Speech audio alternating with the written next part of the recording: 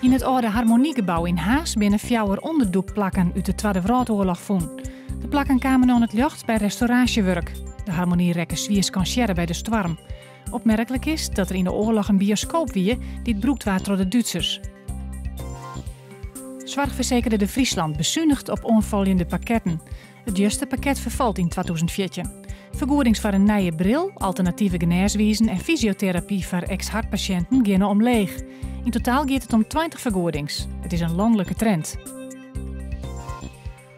Er is uiteenzet met de bouw van de brede squallen op een Jouwer. De EA Borgersquallen, de Zuiderveldsquallen en de Liets-Luchtenveldsquallen zullen in deze accommodatie terug te komen.